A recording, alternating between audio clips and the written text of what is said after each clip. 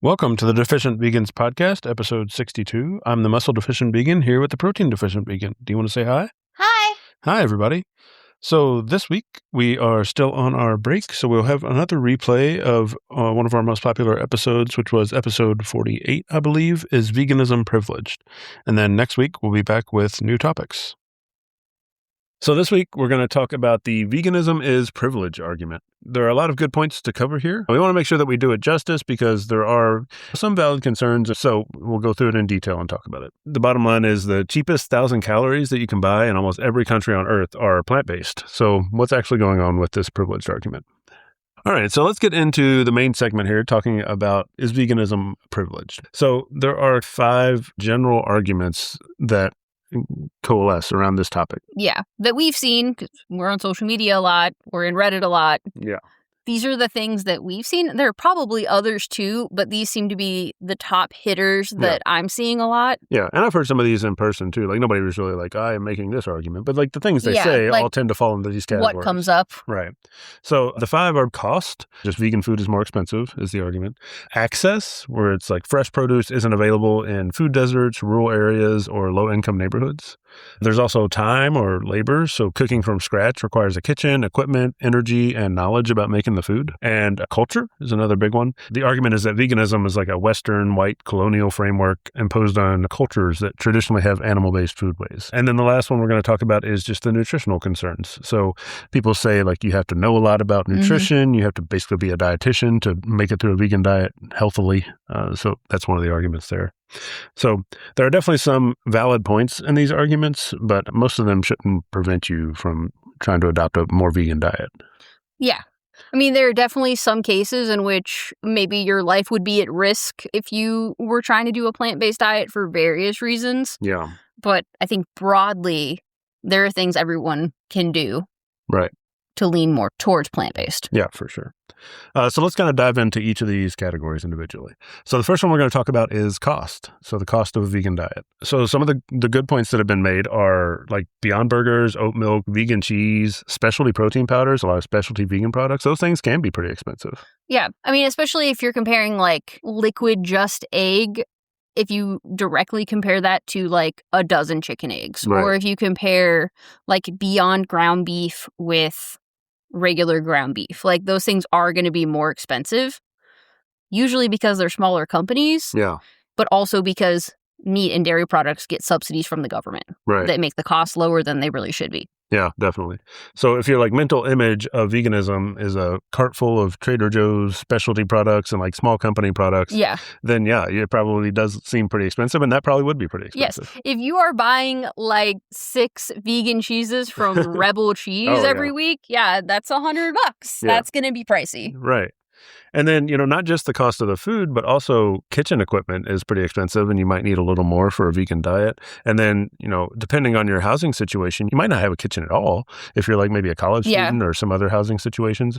Or if you do have a kitchen, maybe it's like really small, not very well equipped, your stove sucks, something like that. Right. And like, so if you were on an omnivore diet, maybe you'd be eating out a lot more, like fast food restaurants where the price point is a little bit lower, but like maybe a lot of those restaurants don't offer a plant-based option. Right. Or maybe a lot of the vegan recipes will use like blenders that can be kind of expensive to get a good one. Yeah, blenders, especially if you're trying to blend things like the nuts and stuff. Yeah, like the cashews. Really, the stronger blenders help, and the stronger blenders are significantly more expensive. Yeah. So you might not be able to you're trying to make queso with your cheaper blender, and it's like, oh, this is kind of shitty. So like, think if you were making Alfredo sauce on an omnivore diet, like, you don't need a blender. But like, if you're trying to make a good Alfredo sauce on a vegan diet, you might need a good blender. Right. Yeah, things like that do factor into the cost. So they're valid arguments. But let's talk about some of the data around the cost of a vegan type diet. So there was a 2025 narrative review that looked at 25 years of global cost data. So this is not U.S. specific or anything. We do tend to talk mostly about U.S. things because that's where we are. But, a lot of this conversation is also going to extend beyond that. So this was looking at global cost data, and it found that whole food plant-based diets, which is basically, a vegan diet that is mostly whole food, right? So not like packaged processed products. A lot of times whole food plant-based is also no oil, no salt, anything like that. But it found that whole food plant-based diets are generally associated with spending less on food than omnivorous diets, which is a non-vegan diet, across a wide geographic range. So all across the globe, basically. The spending on legumes, grains, and produce, which are kind of the staples of a real whole food vegan diet, was more than offset by removing expensive animal products, mostly meat. Yeah.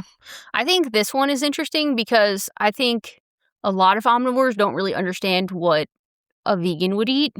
So I think they're always thinking like you're only eating fruits and vegetables. Right. Which when you look at the price tag of fruits and vegetables, like if I needed to eat 2,000 calories of just fruits and vegetables, like that would be really expensive. Especially if you're trying to get fruits out of season or you don't like really have a fresh market really close to you. But like most of our calories aren't coming from fruits and vegetables. They're coming from like beans and tofu and like lentils and other stuff like that. So that's often overlooked by like omnivores hypothesizing on what a vegan diet might look like. Yeah, definitely. There was also another 2024 analysis that found that a low-fat vegan diet cut daily food costs by about 19% versus the standard American diet. And standard American diet is kind of the typical medical terminology for what most Americans eat. Yeah. That was mostly also driven by the savings on meat. Turns out meat's pretty expensive. So. Yeah, especially when you compare it to like beans and lentils. Yeah. And then there was another trial in 2024 specifically for type 2 diabetics that found that a whole food plant-based diet ran about $9.78 a day compared to $15.72 a day for a comparable omnivorous diet. That's a pretty significant difference. Yeah. That's like almost 30% drop. And it's actually getting worse because inflation data is showing that meat, poultry, fish, and eggs are the food category that has the fastest growing inflation rate. It's up 36.4% since 2020. So every year, basically, a non-vegan diet gets more expensive compared to the whole foods vegan diet. That kind of makes sense with population growth, too. Like, there's only so much land we have to grow or to like raise meat for consumption because it takes a lot of crops and a lot of land for just the animals. Yeah. And we've seen a lot of this recently. There was an egg shortage that kind of caused a little bit of an artificial inflation earlier this year. Just Egg kind of came in and they sold a lot of plant-based egg substitutes. Even with that, the price of eggs is still up over where it was a couple of years ago. So more people look towards those plant-based egg alternatives. With that said, once you start to factor in like a lot of processed vegan foods, the products from the small companies like we were talking about, some of those plant-based meat alternatives, that does make a vegan diet more expensive than an omnivorous diet. Yeah.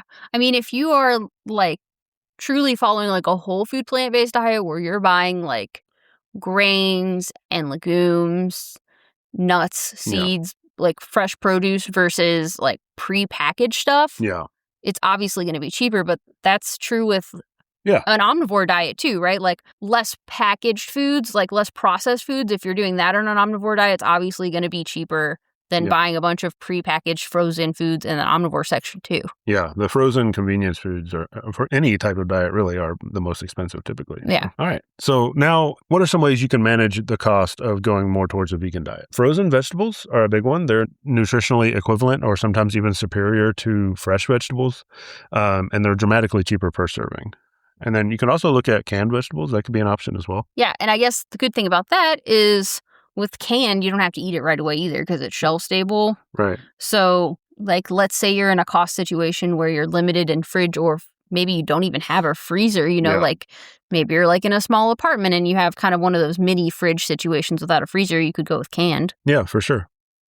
Yeah. And, if you do have a freezer, that can be a good option if you only go to the grocery store every once in a while, something like that. A lot of the time, an issue people have with vegetables and produce is you buy it, you kind of don't use it for a few days, and then it's like, rotten or molding or whatever. So right. And then you can't really justify the cost of buying fresh because you don't really know how long you're going to have with it. Right. So frozen is a great option. Another one is kind of the bulk grain staples like oats, brown rice, bulgur, barley, and whole wheat flour. Yeah. And so you can buy them obviously like packaged. Yeah. But a lot of stores will have like the containers that you can weigh out your own. Yeah. And those will be cheaper because they don't have like brand names on them and stuff. They're just like a bulk item. Yeah. And they're shelf stable. They last a long time. So you can stock up on it really. I think that also helps if you have like limited fridge, freezer space. Yeah, definitely. Also, I would definitely just like skip the alternative meat aisle if you're trying to constrain the budget for your vegan spending, because those are going to be very expensive. Definitely. And the other thing is, a lot of those meats are based on like a kind of a seitan structure. So you could make your own seitan, and that's really cheap. Get some Vital Wheat gluten, make your own. Mm-hmm. And then for protein, we're talking about skipping the alternative meat aisle, so you might be like, okay, protein. So some of the cheapest protein staples globally are vegan sources: dried lentils, dried split peas, dried chickpeas, dried black beans, oats, peanut butter, tofu in the places where it's available, which is most places, but not all places, TVP, and Vital Wheat gluten, like we just mentioned. Yeah. And then I think if one of your cost constraints is like having a functional kitchen and specific kitchen equipment, there are actually a lot of resources for like making, cheap vegan meals without a lot of kitchen equipment. But you could rely on things like canned beans. You can also do some stuff like sandwiches or maybe even overnight oats, because you can get like a mini fridge. You have some milk, you have some oats that are on the shelf. Basically, just put those in a jar overnight in the fridge. And you can even, if you have the fridge, you could throw some berries and stuff in there. So that's a pretty good option. Yeah, one of my favorite meals we've been making a lot in the last couple months is like, we call it a bean bowl, but it's literally just like black bean seasoned with taco seasoning and nutritional yeast. That's like very cheap. You just stir it up and microwave it. Also, if you could get access to a kitchen like one day a week or something, you could go make a big pot of chili, and that'll last you several days, something like that. Maybe meal prep. Some options. Like if you're living in a college dorm or something. Also very cheap. Yeah. So there's like lots of recipes that don't necessarily use like expensive kitchen equipment that you can find. And then I think for the piece about eating out, because eating out can be more expensive. Yeah, definitely. Just because a lot of restaurants don't really have plant-based options. But what I will say is Taco Bell kind of comes in clutch here. Yeah. Because like it's just as cheap as the omnivore version, and you can almost like veganize most things on the menu without really a lot of additional cost. Yeah, and it's mostly, if you get the Fresca style with beans, it's mostly whole food. I mean, the tortilla is obviously a little processed, but you could even just get like a bean bowl with a bunch of veggies on it, basically. Yeah. Like they're really good about refried beans. They've got black beans, seasoned like potatoes, rice you can add on. So like a lot of higher calorie ingredients that'll keep you full too. All right. So I think that pretty much covers kind of the cost category and hopefully showing some of the data there. This one in particular is kind of interesting because like the cost argument is mostly just really not true unless you're really focusing on specialty ingredients or alternative meats. I think it's good to see some data that like specifically has compared in these studies, the vegan type diet to an omnivorous diet. And it's like basically every time they look at it, a whole food plant-based diet is significantly cheaper than a non-vegan diet. Yeah, I think a lot of the confusion just comes from like the only products that an omnivore is seeing pushed are like your Beyond and your Impossible or like fake cheeses and stuff. And it's like when they go to the grocery store, those are the only ingredients they're seeing, because they don't know how to make like whole meals with TVP or Vital Wheat gluten. They don't really understand those as an omnivore. Most omnivores. I'm not saying all omnivores. Yeah. But like most omnivores, when you're going to the grocery store and you're like, what are vegans eating? You know,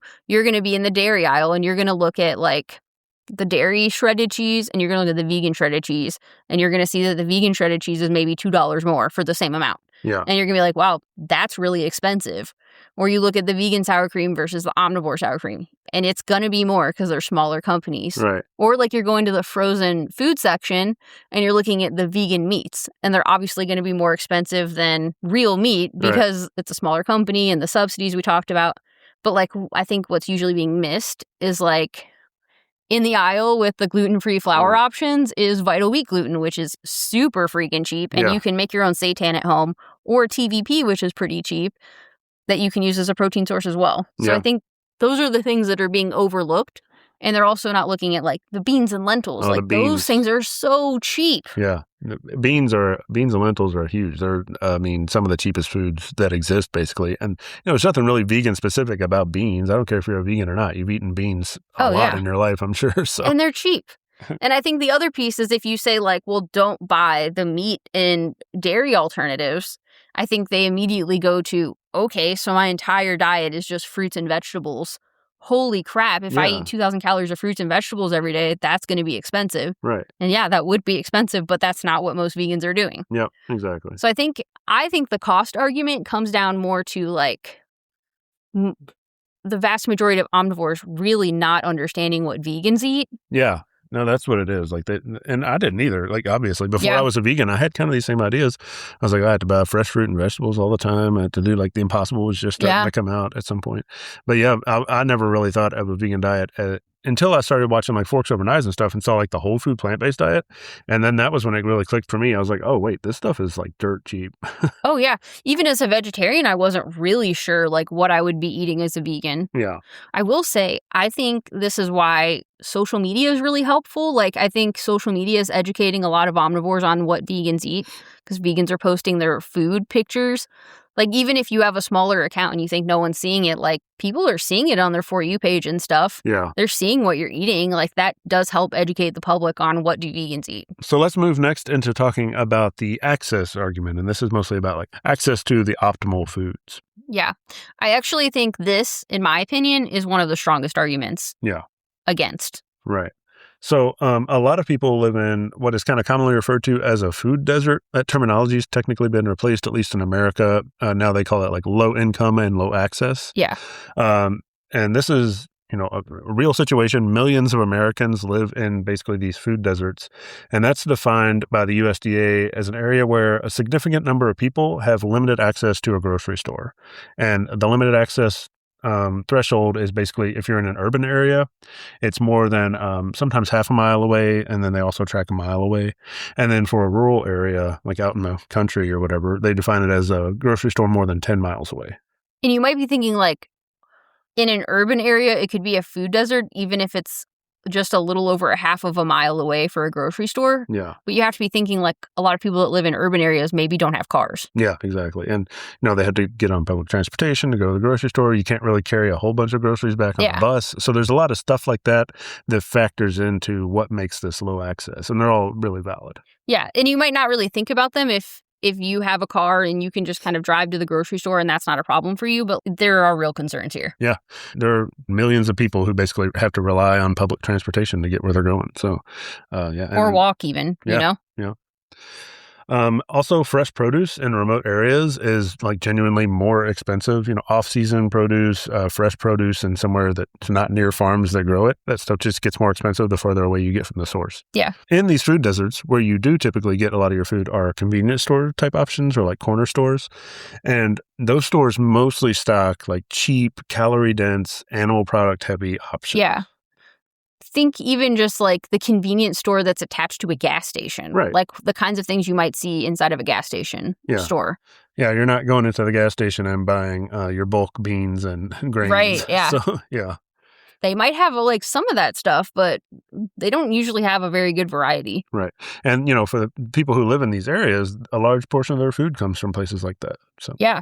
Because maybe they only go to the grocery store like once every 2 weeks. Yeah, or maybe fast food restaurants. Yep. They might have access to those and be eating from those. They're putting those in locations specifically to cater to people that are in low access environments so they can basically sell them food. And then also people who are in a houseless situation, if they're getting food from like pantries, churches, things like that. I mean, a lot of the time you have to eat what's available to you to survive, and you don't really get options. Oh, yeah. And, there's a little bit of philosophy there, but you definitely can't eat strictly a vegan diet in a lot of those cases because a lot of your choices have been taken away. And you don't know when your next meal is coming or what it's going to be. Yeah.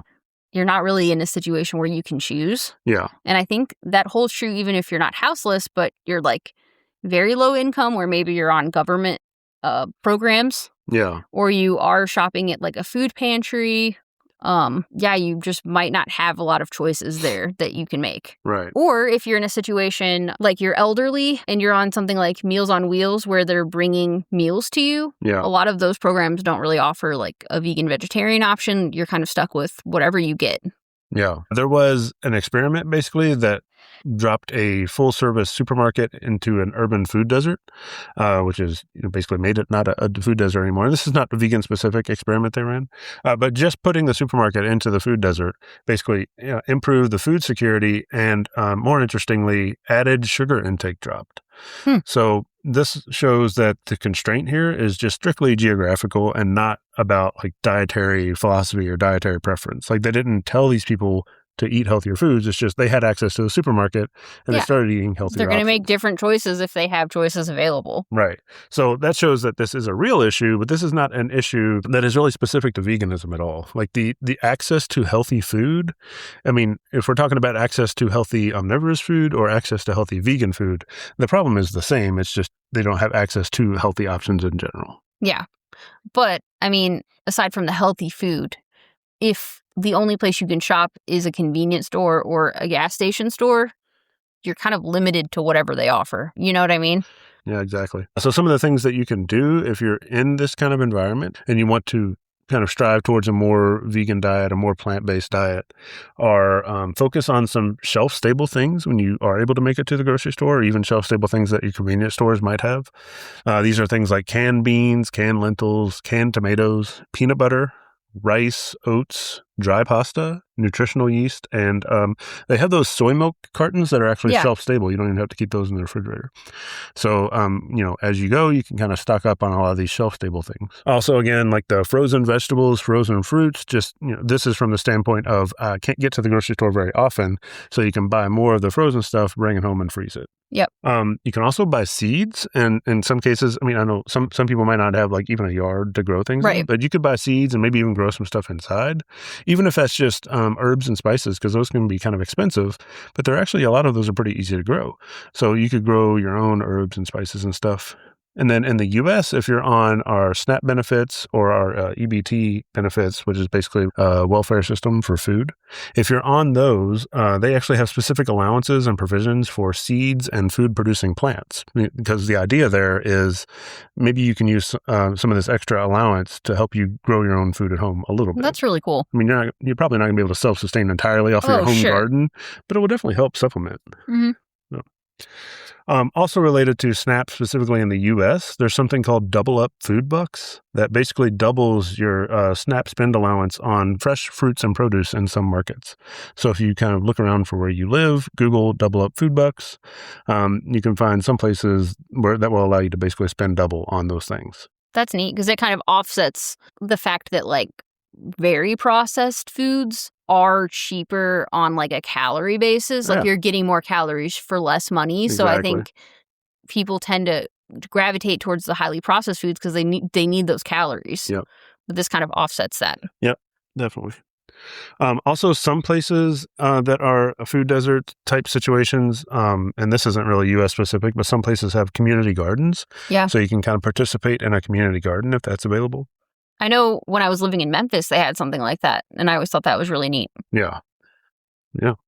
And you could start a community garden. There you go. You start a community. If this is like something that's interesting to you and you want to give more options to people in situations where they don't have a lot of choices, instead of judging them for not having choices, we can make community gardens, make it easier for them to get food and have choices. That can also help plant the seed, pun intended, about veganism, right? That's so true, if you're starting this community garden and suddenly you're growing a bunch of food, people are probably going to eat the food there. And so, right. You can give them recipes to follow. There you go.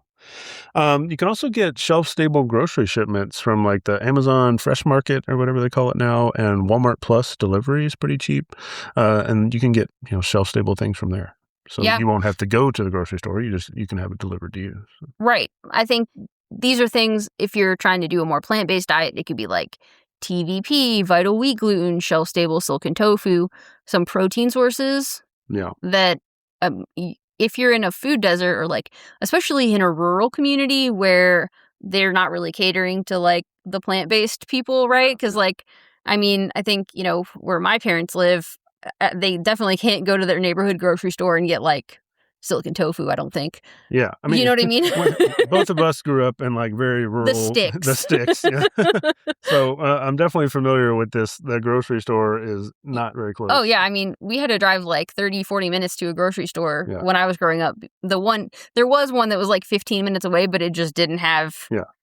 It was really anything, Yeah, they eventually built a Walmart in my town, like when I was going to graduate high school. But before that, So, yeah, I mean, if you're in like not an urban area where there aren't that many plant-based eaters, they're probably not stocking the shelves with plant-based protein sources. But the good thing is a lot of plant-based protein sources are shelf-stable. So, like, Yeah. Like I mentioned, like Vita-Wheat gluten, TVP, edamame puffs, shelf-stable silicon tofu, lentils, beans, like a lot of really great protein sources that you could buy on Amazon and just get shipped to your house. Yeah. And then that's something you don't have to worry about when you're grocery shopping. I will say there are a lot of dollar stores, like whether it's Family Dollar or the Dollar Tree. Yeah. And a lot of those actually have pretty reasonably priced items, and they have a lot of canned foods and stuff. Yeah.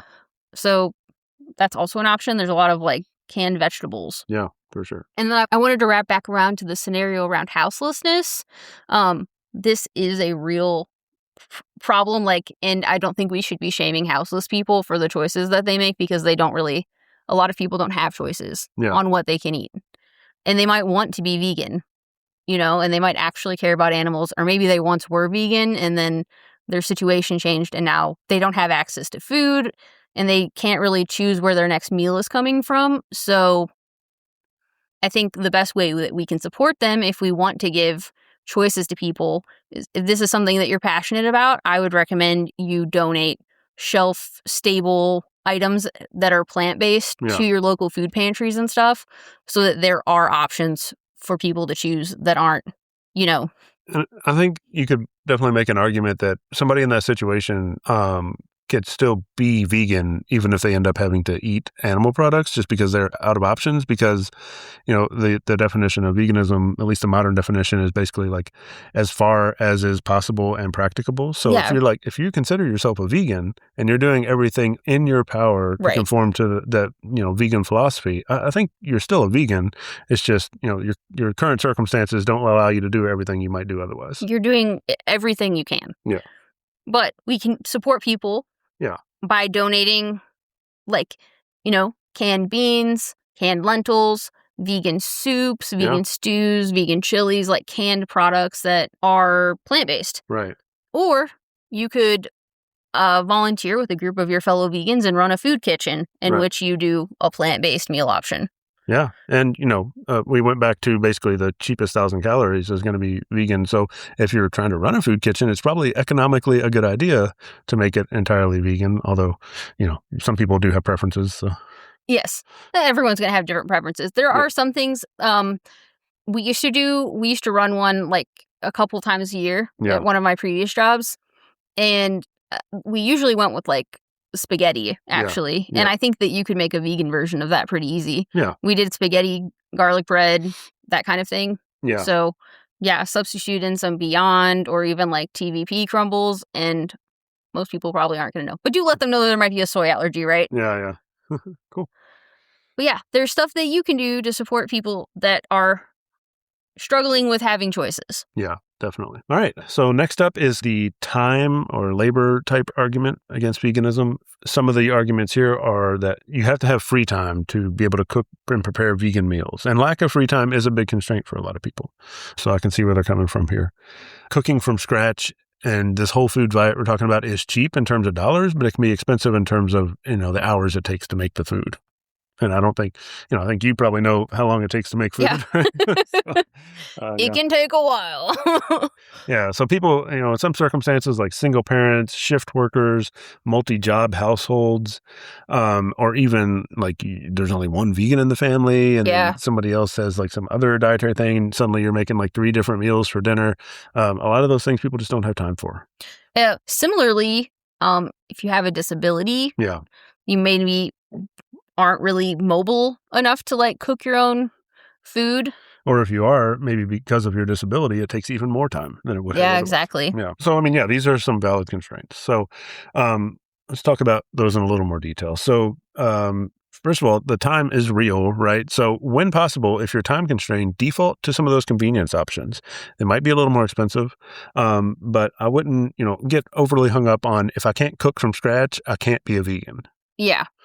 Yeah, I mean, like, in a perfect world, I think we'd all like to, like, make our own bread from scratch every day and, like, make our own homemade meats and make our own homemade pasta sauces and whatnot. Yeah, from the tomatoes we grew in the garden. Yeah, and I make our own homemade pasta and roll it out in a pasta maker. But, like, that shit takes time. Yeah. A lot of time. Yeah. And most people don't cook from scratch anyway, so using this as like the basis of comparison or the argument isn't really super fruitful, because you're saying, okay, if I switch to vegan and I start cooking on my meals from scratch, like that's going to take a lot of extra time. It's like, okay, well, you weren't really doing that anyway, so like, why are we comparing it this way? I will say that I cooked I never cooked as an omnivore because I went vegetarian at 12. Yeah. But I did cook as a vegetarian, and I have cooked as a vegan, and I don't really think it takes any longer. Yeah. You know? Yeah. I think, like, the only part that's, like, maybe longer is, like, oh, you got to pressure tofu. Okay. Buy the super firm tofu. Yeah. And that actually leads into the next thing I saw. There have been some studies that show that the actual time issue with switching to a vegan diet is mostly in like the perceived time it's going to take. But when they actually look at, cooking and comparing, there's not actually a difference in actual time used. Oh, I believe that. Yeah. The only part I could see that would be added time is like if you weren't eating many vegetables when you were an omnivore and now you're incorporating more vegetables, like those can take time to clean and then cut. But you're going to have the same problem if you just start eating healthier. And it has nothing to do with veganism. Like, even if you're not a vegan and you want to start eating healthier, that's probably going to include more prepping vegetables. Oh, yeah. I think, like, what I see a lot of people saying is, like, okay, so if I'm a vegan and, like, for instance, like, I'm going to make a homemade pizza. Like, we're going to do pizza night Saturdays. If you were going to make a homemade pizza as an omnivore, you're still going to have to make the dough, just like I am as a vegan. Right. The only difference is I don't really like most cheeses for the pizza, so I'm going to make my own cheese. Yeah. But, like, the cheese we make takes literally 5 minutes, and then it's done. Yeah. But, like, I think it's, like, the idea that, like, oh, well, vegans have to make their own, like, vegan meats, like seitan, or, like, vegans are going to make their own vegan cheese sauces, like with cashews or tofu or, like, whatever. And that's a larger time commitment, but you don't necessarily have to do those things. Yeah. Yeah.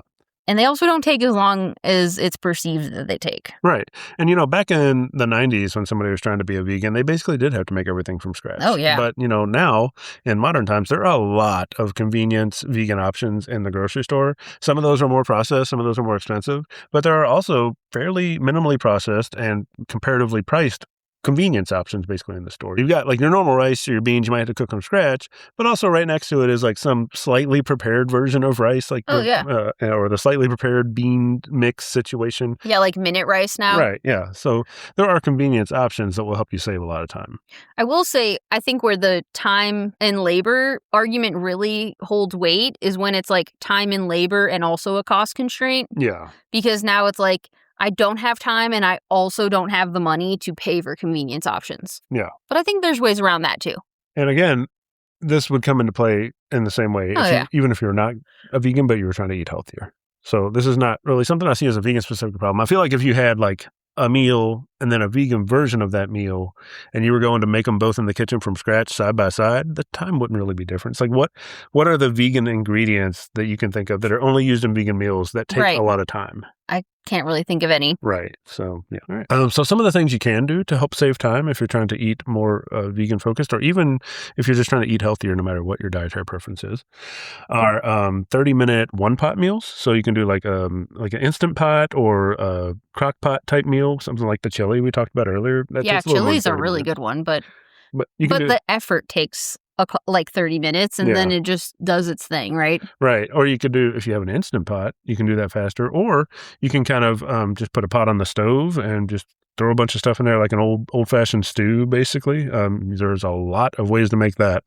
You can make a lot of food all at once. Curries. Yeah. Curries. Yeah. Like one-pan meals. Yeah. One thing that we like to do is basically just cut up some bell peppers and onions, toss them in some seasoning along with some sliced tofu, throw all of that on one sheet, throw it in the oven for 30 minutes, and then you have like easy fajitas. Yeah. And that's cheap too. Yeah, for sure. You can also do like batch cooking in the slow cooker or Instant Pot. Like you make something you cook it once and it'll last like 4 to 6 days, kind of like a meal prep situation. Those are really good. Also, we were talking about the prep time for vegetables. You can get frozen pre-cut vegetables. Mm-hmm. And like we talked about earlier, just as good nutritional quality, usually a lot cheaper than fresh vegetables, and they're already prepped. So yeah. And a lot of them are like in steamable bags. So you just chuck them in the microwave and you're done. Yeah.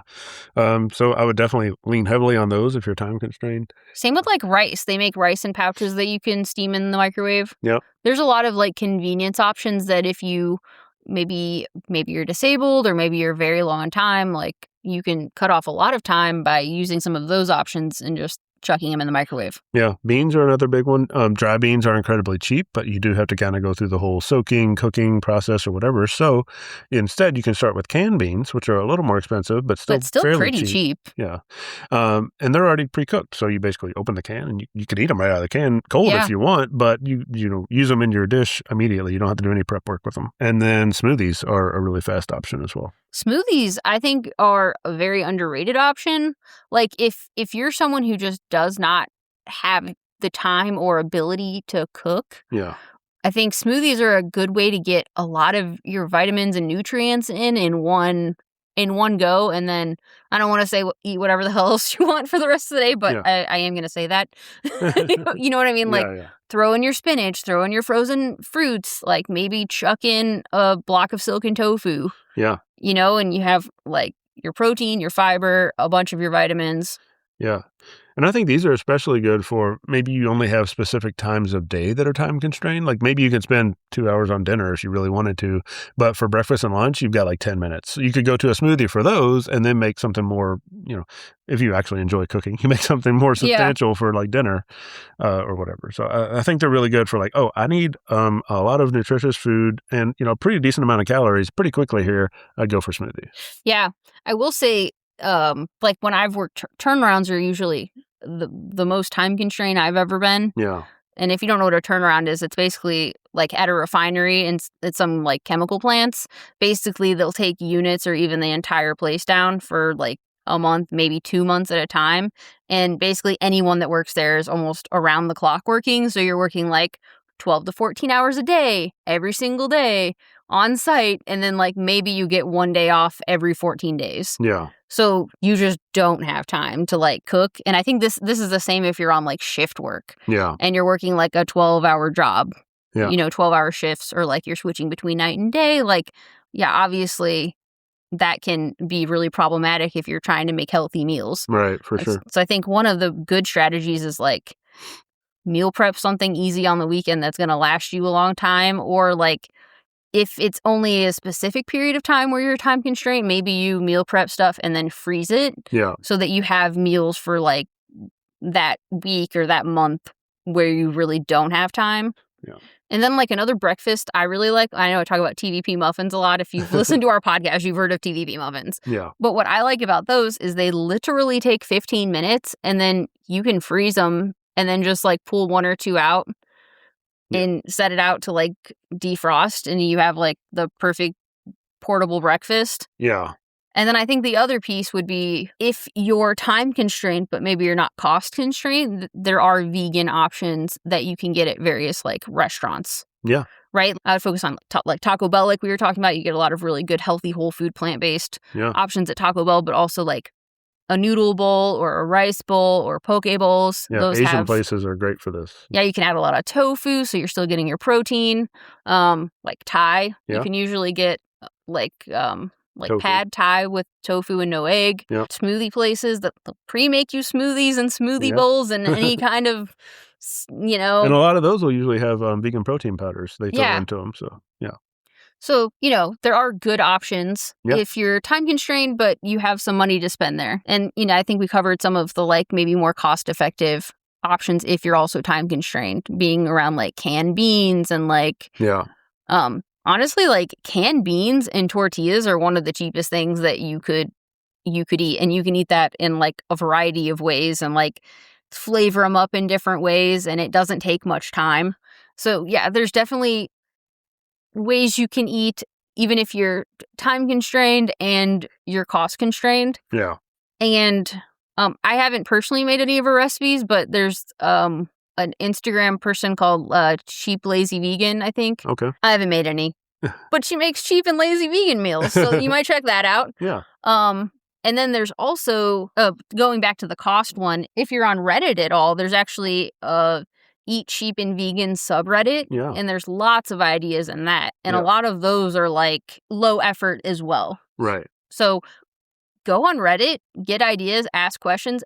The good thing about the vegan community, and, you know, you've probably heard the vegan propaganda that vegans are horrible, miserable, evil people. But actually, if you go on Reddit and you ask a question like, hey, I'm trying to eat more plant-based foods, like, can you give me some ideas? You are going to be flooded with helpful responses that are very, like, kind. Yeah. Because all we really want is for people to stop eating animals. Yeah. You know, and we're more than happy to help you do that.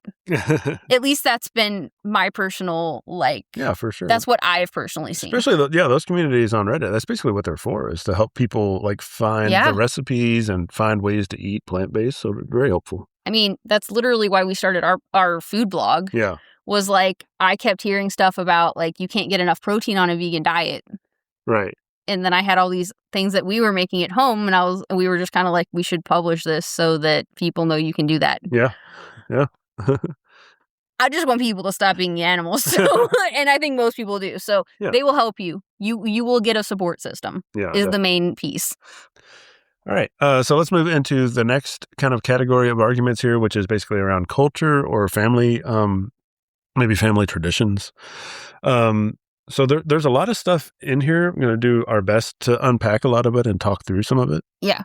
The general idea is that going vegan may cause some issues. Like, it might mean cooking separately inside your family, or it might cause some social friction. It might conflict with some, like, religious obligations around food or cultural kind of traditions, obligations, things like that. Yeah. There's also the problem that a lot of vegan influencer content on social media leans very white and upper middle class. A lot of the loudest voices here are, like, affluent, white, tone deaf to material constraints, talking about, like, their expensive cashew cheeses and oat milk lattes every day and things like that. So that's definitely a very real thing that happens on the internet. This is kind of going to be a little historical, I guess, about plant-based eating. So let's dive into that a little. So most of the traditional cuisines worldwide are actually plant-forward by default, which is, like, very heavily plant-based.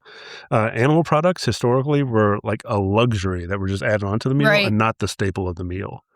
The current state of, like, animal products and diets in industrialized countries like America is kind of unusual historically, and it's really only made possible by, like, industrial animal agriculture and government subsidies. And capitalism. Yeah. Yeah. So traditional Indian, Ethiopian, Mexican, Thai, Mediterranean, Japanese, West Africa, much of it, and Latin American cuisines are predominantly plant-based with small amounts of animal protein, like, as extra flavoring. Right. So this is not like a Western invented style of eating. As someone who's on the internet a lot, this is definitely true. Like, I can see how people think veganism is a white thing, because a lot of the influencers are white. A lot of the food content creators are white. I am white. But there's also a lot of non-white content creators that are vegan and that are reinventing traditional dishes from their heritage and stuff. Yeah, definitely. But I can see how this becomes a narrative. Yeah. You know what I mean? Yeah. Yeah, and I think one of the downsides of social media is that, like, extreme or luxurious things tend to look the best. So people, like, see expensive options or flashy options, and that's what kind of gets promoted on social media. So if you're just at home and you're, like, a normal person just making your beans and rice, that doesn't really get surfaced, but that's actually, like, the most common way for people to eat plant-based. Right. I feel like the ones that go viral are, like, somebody goes to, like, what's that super expensive grocery store in LA that people talk about? I have no idea. Anyways, there's a super expensive grocery store in LA where they charge you, like, $20 for oatmeal or something. Okay. I don't know, but, like, you know, but, like, people, but, like, they have a lot of vegan stuff. Yeah. So you'll see a lot of videos where people are like, I went and shopped at this place and, like, look at my haul. And you're just like, holy shit, you just spent so much money. Yeah. But, like, I feel like because they're so ridiculous, they do better than, like, just normal people living normal lives. Yeah. So that is the problem with social media, but I don't necessarily think it's a vegan thing, because, like, if you look at, like, omnivore recipe creators or just, like, omnivore content creators that are just, or influencers that are just living their lives, like, they're doing the same kind of thing, you know? Yeah. And people tend to look to the lifestyle influencers or whatever as kind of an escapism. So then in their mind, they're like, oh, what if I was in LA eating at this super expensive grocery store or whatever? Like, even if you live there, you wouldn't really want to do that. But there's this thing in your mind that's like, oh, that looks cool to me or whatever. Or like, I don't know anything about that. Like, that could never be me. Let me go, like, see what people are doing. Right. I think it's more like a curiosity thing. Like, what are rich people doing? Yeah. You know, that's why, like, The Kardashians is a popular show. I personally never watched it, but I know a lot of people that do. Yeah. But there are a lot of amazing content creators that aren't doing stuff like that are like promoting like cheat meals or like here are ways to make like whole food plant-based recipes on a budget. Yeah. Or like traditional meals veganized. Right. You know? Yeah. So you can find those, but I can see where this is coming from for sure.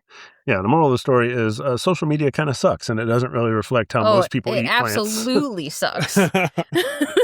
So in India specifically, vegetarianism goes back thousands of years, and even today, somewhere between 20 and 37% of people in India follow a vegetarian diet. I think that's so cool. Yeah, and then in America, Christopher Columbus, indigenous Americans' diets were heavily plant-based.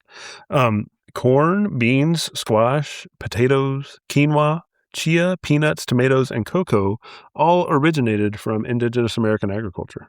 Damn you, Columbus, for ruining everything. Right. Also, traditional African cuisines across the whole continent are predominantly plant-based. They're built on grains, legumes, and vegetables, some of those common staples we talked about. And actually, you touched on this a little bit, but modern vegan African food movements are specifically framed around recovering those traditions rather than like importing a Western tradition. Because again, like plant-based eating is not a Western created tradition. Oh, yeah.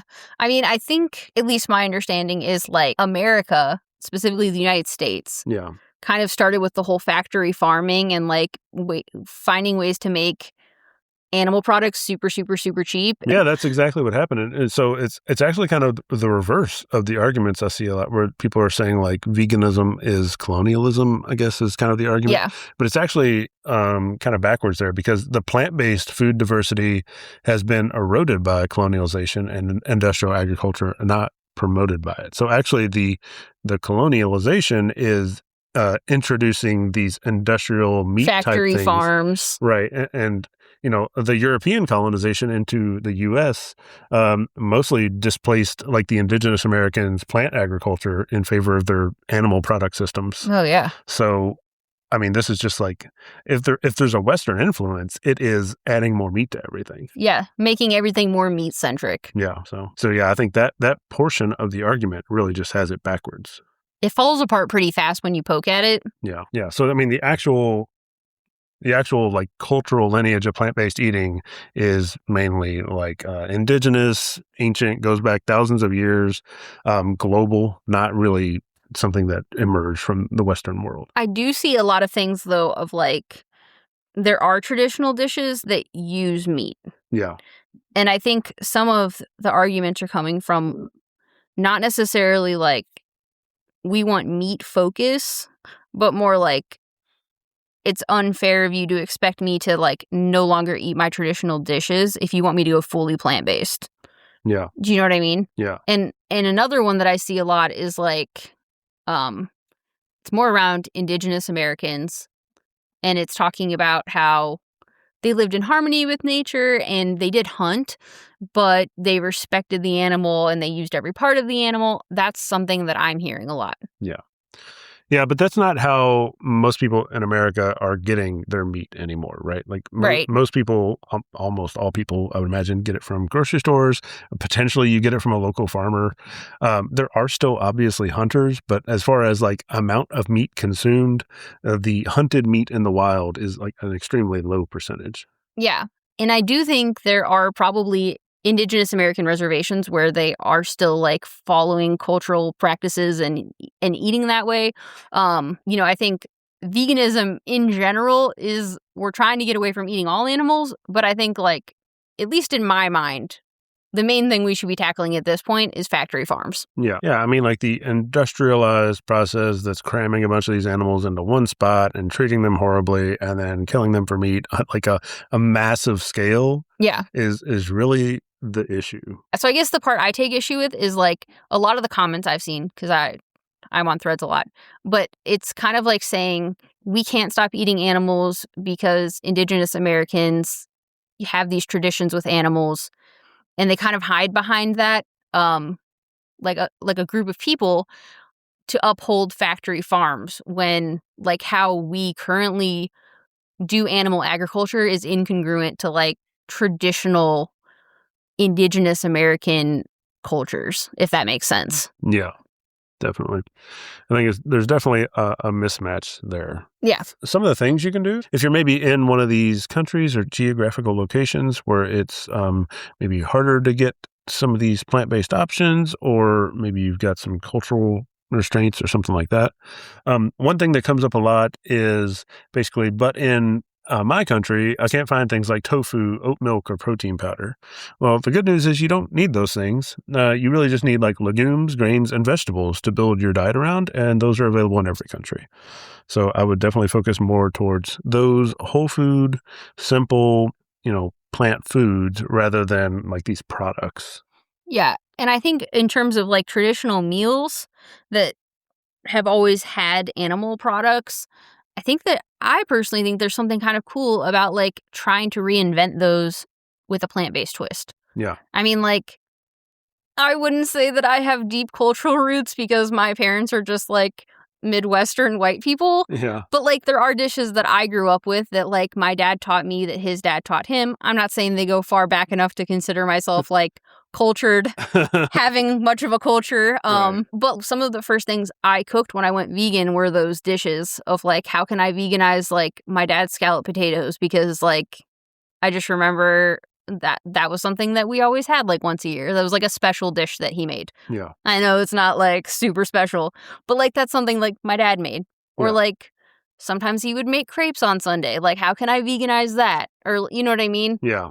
So I think it's kind of cool to like try to veganize like traditional dishes, and there are a lot of like accounts and food blogs that are veganizing their traditional dishes that are part of their heritage. Yeah. Which I think is really neat because I don't really, I guess, have much of a heritage. Yeah. I feel like when you're like just a Midwestern white person, you just kind of feel like a mutt. Like I don't really have like, I don't know, like I think my dad's got like some German, Polish, and my mom's got, I don't know, some other shit. But what I can tell you is my dad makes some pretty good scalloped potatoes. So we veganize those. Yeah. But like people with actual heritages, they're veganizing traditional dishes and they're making really cool stuff. Yeah. So you can check those out. Yeah. Like if you're missing your favorite foods, if you're plant-based, I'm sure someone has veganized it and done a hell of a job. Yeah. Yeah. So there are some places where it like really is pretty tricky. And a lot of those are like the very northern climates where they have short growing seasons, limited imports, things like that. Hard to get, stuff moved around inside the area. So your biggest thing there, you're going to be leaning on like getting some of those dry staples shipped in bulk whenever you can. But yeah, I mean, there's no getting around. Like it's hard there. You can't really grow stuff for the most part in your own yard very much. You're not having a lot of options. You might not even be able to get to the grocery store very easily just because of the weather. So there's a lot of stuff like that. There are certain climates where essentially all you can grow is like grass that a cow can eat. Yeah. Right. But like humans can't eat grass. So like they're relying a lot on animal products because they can't grow any crops that are things humans can eat. Right. Right. And I feel like if you're in one of those places and your like hands are tied and you also don't get imports from other countries, like I don't think any vegan would be expecting you to starve yourself. Yeah. Right. I mean, at a certain point, you just have to play the cards you're dealt. So yeah, do the best you can. Exactly. Which is, I think, the modern definition, like you said earlier. Yeah. Like as much as practically reasonably possible. Yeah. And then I think another one that you touched on earlier was like family constraints. Like if say, maybe you're a kid in an omnivore family and they're really not going to let you go vegan. Yeah. I mean, sometimes you're going to have to wait till you're 18. Yeah. Sometimes that's just the way it is. I mean, there are some, I don't think no reasonable vegan isn't expecting you to like push that if it's like an unsafe condition. Like, there are households where like that becomes like maybe like a concern of safety if you keep pushing something like that, or like, maybe a concern of an eating disorder comes up if you're like refusing to eat animal products and nobody will give you food that's plant-based. Yeah. Yeah, I mean, you have to do what you can when you can, and maybe you'll be able to do more later, and that's just the way it is. Yeah. And then kind of the last category we wanted to talk about here is the nutrition argument. So this one comes up a lot. It's probably the most common like off the cuff thing that people say about veganism. Like it's hard to be a healthy vegan is what I hear. Yeah. And like if you can be a healthy vegan, that's a privilege. Yeah. So some of the arguments for this are like some people have limited access to nutrition education, which is fair. I mean, most doctors don't have a ton of nutrition education, so most normal people have basically none unless they look into it intentionally at some point. Across the board, though. Right. Yeah. Oh, yeah. Not just vegan specific, but across the board. Yeah. There's also an argument that it's hard to get all your nutrients on a vegan diet. So it might take a little more thought. I don't know if I would necessarily say it's hard, but this is one of the arguments that comes up. Depending on where you live, I guess. Yeah. Kind of like back to our last point. Yeah, for sure. There's also an argument that vegans have to take too many supplements. So we'll talk about that a little bit. Interesting. Yeah. And then there's the argument that the vegan supplements you do have to take are expensive, and kind of getting all your nutrition on a vegan diet is also expensive because you have to have more fruits, things like that. So this is all the stuff around nutrition that kind of floats around for veganism. And then there's the whole protein thing, not really going to get into here because that's basically our entire personalities. So. Yeah, you can get protein. Go check out some of the other stuff we've talked about. Yeah. But yeah, so talking about some of these in specific, basically vitamin B12 is really the only supplement that all vegans require. Right. It's the only thing we cannot get from the whole foods. So we do have to have that as a supplement most of the time. We can get a lot through like fortified milks and nutritional yeast and some other fortified foods and stuff. But it's usually just to play it safe, you just take the supplement. Yeah, why not, right? Yeah. So the pill form of a vitamin B12 supplement is like 5 to 15 cents a day. And there are also multivitamins that contain B12, and they're obviously more expensive than just B12, but they're still pretty cheap. You can get some multivitamins for like in the range of $10 to $15 a month. But like, okay, here's my thing. Is like ever since I've been alive, I've seen endless commercials on multivitamins for children, for adults, for men, for women, like whatever. Yeah. The supplement industry is huge. If vegans were the only ones spending money there, I don't think it'd be as big as it is since vegans are like, 1 to 3% of the population? Yeah, I don't know if you've been in the pharmacy section of your local either pharmacy or supermarket, but there are like 3 rows dedicated to individual vitamins, and they're not selling most of those to vegans. Oh, yeah. I mean, I think most people that are concerned about their health are probably taking a multivitamin. Right. Or, I would think. Also, GNC has been around a long time. Oh, yeah. So they're not selling most of their stuff to vegans. The vitamin shop. So this whole like supplement vitamin argument is like the B12 thing is kind of vegan specific sometimes, even though, like I've said before, I actually had to take B12 before I was ever vegan. Yeah. So I don't know. That's always been pretty common. But yeah, B12 is the one we have to take. Everything else is like, a lot of people are taking multivitamins and supplements anyway, so this is not like a vegan-specific concern. Right. And I can tell you they don't all sell them to vegans because most of them have gelatin capsules, and we don't buy those. So, Yeah. And other than the B12, a varied, mostly whole food vegan diet provides sufficient nutrients in almost all cases. And you might think, there's the catch there. You said the mostly whole food vegan diet. Well, yeah, but even non-vegans who are not eating mostly whole food are still going to run into nutrient deficiencies. Oh, yeah. So, I mean, whether we're a junk food vegan or a junk food processed food non-vegan, we're probably missing out on some nutrients there. Oh, absolutely.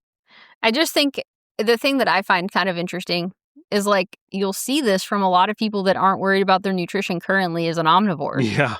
And I'm like, I don't know why you care so much about like my protein and stuff. Oh, I know. When you don't even know how much protein you're getting, bro. Yeah, or the vitamins. Or the vitamins. Like, you can't get all your vitamins on a vegan diet. It's like, are you getting all your vitamins? Do you even know? Right. And the thing that's always kind of driven me a little insane is like acting as if taking a supplement is somehow like horrible and artificial and very bad because like I don't want to ruin your day, but if you're getting your B12 from animal products, your animals are being supplemented, you're just like enjoying their supplementation. Yeah. And, to preempt a little bit, the animal argument, and a lot of people are saying like most cows or whatever won't get B12. They get supplemented with a mineral mix that includes cobalt, which is how cows make B12. Yeah. B12. And they specifically get cobalt in those mineral mixes so that they can get B12 because they don't get enough from the soil almost anywhere. Right. Because of the industrialized. Right. Well, one, because a lot of cows don't even graze. They're fed feed or whatever. But even the cows that do graze, a lot of those farms, because they've been used so much over the years, the soil doesn't really have enough B12 to support the whole system anymore. Right. So, they just throw some cheap cobalt into the mineral mixes. Ruminants like cows use cobalt to make B12 in their stomachs, and that's how they get their B12. So even if they're not getting directly supplemented with B12, they are still getting supplemented with the cobalt, which is a supplement. So how does it matter? It's essentially the same. And in cases where they run into cows with deficiencies or other issues, they do just supplement them directly with B12, which is pretty common too. So. And the other thing is, I think a lot of people are on vitamin D just because you have desk jobs that are inside. Yeah. Right? And I think most people wouldn't have an issue with taking a vitamin D supplement in the winter or something, I don't know that I've ever met anybody that has never, ever taken a multivitamin. Yeah. You've been taking them since you were kids with their little Flintstone vitamins. Sorry, guys. Yes. So, it boils down to, most vegans should probably take a 10-cent a day vitamin B12 supplement. If that's the whole crux of your argument, I don't think it's a very good argument. Yeah. But some of the strategies you can maybe employ to make sure that you're hitting your nutritional goals as you try to move towards a vegan diet. One, you can track your nutrition with a free app like Chronometer. Basically, the Chronometer specifically is liked by vegans because it does a very good job of tracking micronutrients. So you can put your food in there for a couple of weeks, make sure there's nothing you're totally missing out on. But the main reason for this is not because vegan foods don't have nutrients. It's because when you switch to a vegan diet, you're still figuring out your swaps and your replacements for some of the non-vegan foods. So there may be other categories of food you never really ate as a non-vegan that maybe you should eat now. Or also kind of like we were talking about, maybe you were just a little deficient on your non-vegan diet, right. and now you can keep track of it. You could also, even if you took a vitamin B12, a vitamin D, and an iron supplement, which are kind of the three most common you see talked about with vegans, you could do all that for $15 or $20 a month, which is one fast food meal, basically. Honestly, I've always been taking an iron supplement for the last over a decade. Even when I was a vegetarian, I just have low iron. Yeah, I don't think it doesn't even matter how much I eat. Nobody's surprised to hear that plenty of non-vegans have anemia issues. Especially women, because guys, we bleed a lot. So extremely common. My thing is I even tracked my iron as far as I would put it in my Fitness Pal or something to see that I was getting at least 100% a day, and it's just my iron's low. I don't know. Yeah. My iron is low and needs supplemented, whatever. Yeah. It's always been that way, right? Yeah. It's really not a big deal. My doctor told me to take an iron supplement, so... There are also a lot of free resources available for learning about plant-based diets. Again, because vegans tend to really want people to stop eating animals, we tend to put out a whole lot of free advice and information and things like that. So basically, YouTube, great source of information. Specifically, nutritionfacts.org is run by Dr. Greger, who wrote that How Not to Die book we mentioned from time to time. But he's basically been making short YouTube videos on specific topics for nutritious plant-based food for 20 years now. So if you go to his website, he's got videos for every topic under the sun. Really awesome source of information, and it's all free. And then your books at the local library. If you can't get to the local library because maybe you have you have to use public transportation or whatever, if you download an app called Libby, you can basically go to your most local libraries have a website. You can go on there, sign up for a library card. Yep. You can actually do this right through Libby, but you can also use the website. But basically, you get your library card assigned through the email, and then you put your library card into Libby, and Libby will basically rent you books on your device, like your phone or whatever, or and even audiobooks. Oh, yeah. Using your library card, and that's all free. That's how I found out about it, because I like to listen to audiobooks. Yeah. And someone at work was telling me that you can do that. And I was like, oh my God, I haven't had a library card since I was a kid. Yeah. And so I just signed up online. I haven't even been in the local library, but I can rent stuff on Libby. Yeah, we have a library card to our local county library, and I get stuff through Libby. I've been in there once for something unrelated, but basically I get all my library books through Libby. Yeah. It's all free. It's all free. The only catch is if it's a really popular book, they still only like have so many slots for each book, because I guess of licensing or whatever. So a really popular book, you might have to be like, okay, put me on the wait list, and you might have to wait a week, and then you'll be able to read the book. But you don't have to worry about that because veganism isn't very popular. Yeah. Also, no late fees for returns. That's true. That's nice. Yeah, they just snatch it back out. Oh, do you know, this is totally off topic. I saw something recently that said libraries, I guess, did some studies. I don't know which libraries, but they did some studies and found that people were actually more likely to return books if they didn't have return fees at all. That's interesting. So there are a lot of libraries now that basically switch to no return fees because they're more likely to get their books back, and people will use the library more because they're not afraid to if you have this book that's like late, you're like, I'm never stepping foot in that place again because I got to pay this fine. Yeah. Oh. So if they just say no fines, then they get their books back. People use the library a lot more. That's kind of interesting. Oh my God. Okay, this is a pretty embarrassing story, but the last time I applied for a job, right, was like 5 years ago. I was applying for this job. I had gotten the offer, so they're doing the background check, right? Yeah.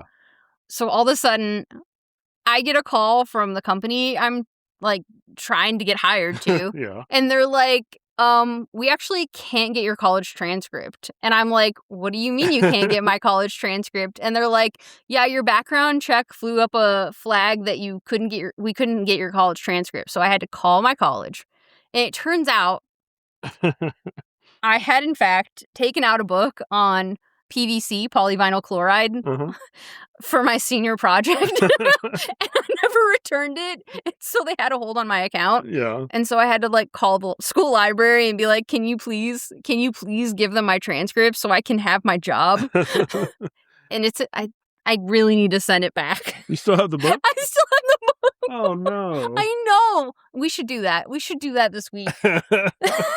Just with like, I'm sorry. Honestly, the thing is, like, when you're exiting college, there's so much going on. You're like getting a new job and you're having to move. Like, I was moving across state, like to a different state and stuff. And it just happened to get wrapped up in all my other school shit. Yeah. And then and the thing is that it was always on my mind. It was in my trunk. It was in my trunk for like 10 years. And I just like knew it was in my trunk. And I was like, I should really like somehow give this back to the college. And I just never did it because I don't go to the UPS store much. And the bright side is probably still useful. I can't imagine the science behind PVC has changed much. It's like a book from the 70s. This thing's old because that was one of my other things. I'm like, this is a really old book. I just like, who's reading about this? Because I did a project on like, my senior design project was like, plan out a fake PVC plant, like how much would it cost to like create one from scratch or whatever. So I had to learn all of the ins and outs of like, I don't remember any of it, but that book was really handy. And so I guess no one's been able to pick PVC since I left. I should really send it back. Anyways. So yeah. A warning to return your college books because it might prevent you from getting a job. It's really interesting. But I did pass the drug test, so. There you go. Yeah, so just to kind of recap everything we've talked about here, while vegan marketing or like online content and influencer content can feel very Western influenced and kind of whitewashed, the actual vegan diet is one of the cheapest and most accessible diets in the world. So don't let anybody tell you different, I guess. And I would go so far as to say, like, there are more plant-based people in other parts of the world than in America. Oh, absolutely. Like, we are the minority of plant-based eaters. We might be the most annoying online and talk about it the most, but like, yeah, we're in the minority for sure. Yeah. We're just trying to educate, man. So is veganism privileged? Well, sometimes the way people talk about it is, and sometimes the products marketed under it are, and sometimes the influencers that represent it are. But beans, lentils, rice, oats, potatoes, peanut butter, tofu, and vegetables are not like inherently elite foods. The real question is not whether every person in every circumstance can be perfectly vegan like today or tomorrow. The question is, where do we have the choices and how can we reduce harm with those choices? And how do we make healthy plant-based options easier for more people to get access to? Yeah. And then, I mentioned it earlier, but I also want to really lean into the definition of veganism, including kind of the term as far as possible and practicable. And you can still make a difference even if you have constraints. And possible and practicable leaves room for those real world constraints. Someone in a food desert might have different options than somebody in like a major city with close access to a supermarket. Someone relying on food banks may have less control than somebody doing like weekly grocery visits. Someone living with family may not be able to control every meal for whatever reason. Someone that's like traveling, hospitalized, deployed in the military, incarcerated, or living in poverty may face various constraints that they have to deal with. So the most useful version of veganism is not do everything perfectly or you're a hypocrite. It's like avoid animal exploitation where you reasonably can and work to expand what's reasonably possible for more people. Yeah. And I guess I'll end this with, if you're one of the people talking about all of these circumstances in which people can't be vegan, but you're also not vegan and you're not in any of those circumstances, stop hiding behind other people. Yeah, you see that a lot. People like throw out, well, you can't be vegan because these people couldn't be vegan for whatever reason. It's like, what does that have to do with you? I know. Like, not everyone has to be vegan for all of us to make a difference and move towards plant-based and get rid of factory farming. Right. So, like, if you can do it and you agree with the ethics and morals, you should do your part. Yeah. I guess is my main takeaway, you know? And I will say, I think if society was able to move more towards plant-based food, I think it would help, all these other places. Help a lot of these other places and a lot of these other issues kind of be less of a constraint. Yeah. And I will say, like, the excuse that, like, oh, this group of people can't be vegan, so I'm not going to be vegan, sounds a lot like, well, my neighbor's allergic to lettuce, so I'm actually never going to eat lettuce again. Yeah. It sounds silly. It does. Yeah. Yeah, so we appreciate everybody listening. If you could leave us a review on Apple Podcasts and Spotify, that helps us out a lot. You can also leave comments on Spotify and YouTube. Also, in the show notes, we have our Deficient Vegans Discord channel, where we have a lot of people talking about cool things. And then in the show notes, you can also find our website, social media, if you want to reach out, ask us questions. Especially on this episode specifically, I learned a lot when I was looking through kind of the details for this one and looking through some of the data. I still want to learn a lot more about a lot of these different things. So if you have anything that you feel like maybe we missed the mark on, or you have additional, information about, please share that, whether it's in a comment or you can reach out in a DM if you just want to talk about it privately. I'd love to hear more about like some of these issues that people talk about. We're okay with being proven wrong. Yeah, obviously. Yeah. Yeah. I don't want to put out bad information. So no. And if you think of any other ways, like, where veganism is kind of a privileged take, like, let us know those. I think we tried to cover the majority of the like popular ones that we've been seeing, but like I'm sure there are others. So if you have others, you can share those as well. Yeah, whether you're a vegan who has heard some of these issues, or you're a non-vegan who says, hey, I heard what you said, I don't really agree with it, or you didn't cover this whole other area of things that are totally problematic. I definitely want to hear those. It's a huge issue. So like there's definitely going to be some gaps. Perhaps we had some bad takes. Right. Let us know. Yeah, cool. We have thick skin. So if you join the Discord, you can tell us how dumb we are. I have learned a lot. Yeah, that's actually the best way to do it, because you really get in long and in depth about everything we get wrong. There you go. All right. Well, we appreciate you guys listening. I think that's all we have for today. Do you want to say bye? Bye, guys. Bye, everybody.